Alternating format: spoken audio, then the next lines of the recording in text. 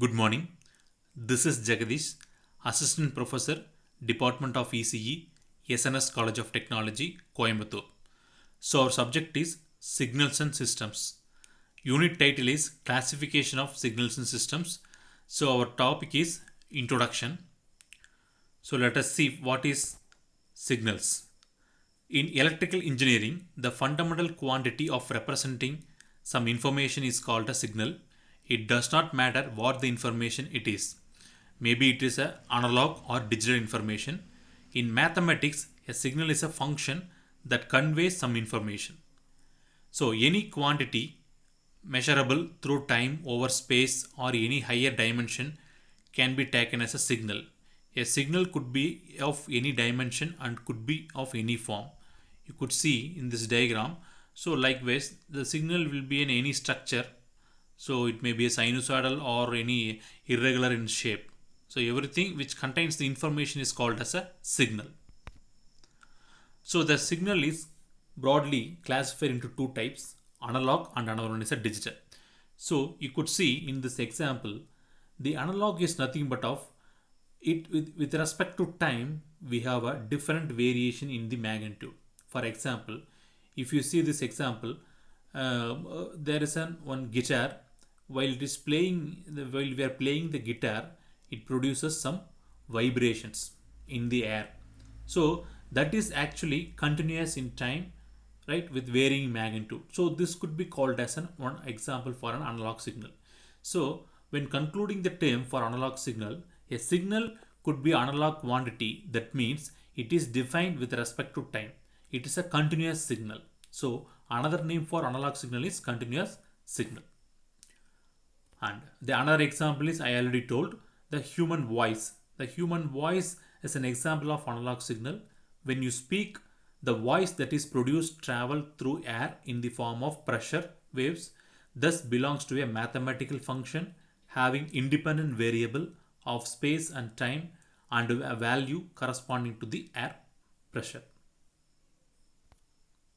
So this is the one example for analog signal representation in a graphical format.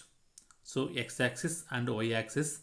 So x-axis the degree is mentioned and also y-axis the degree was mentioned. Next, another one classification, digital signal. So unlike the analog signal, digital signal having only the some distinct value. Either it has a 0 or 1 at any time, at any time period. This has only 0 or 1.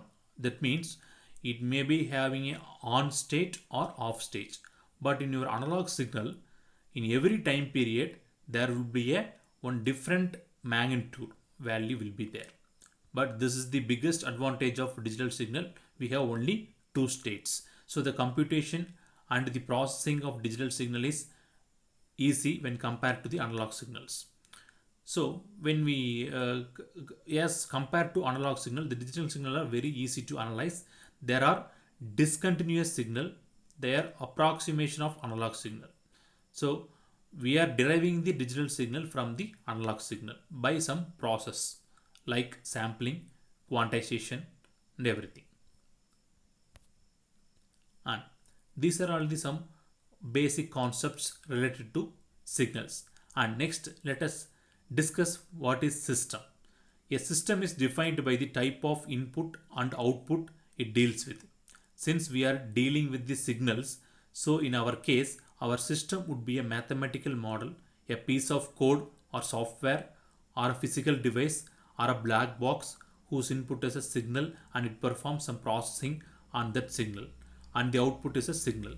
The input is known as a excitation and the output is known as a response.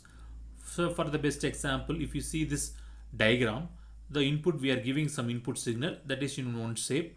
When that is fed to the system, it has some process on the signal and finally it produces the outputs.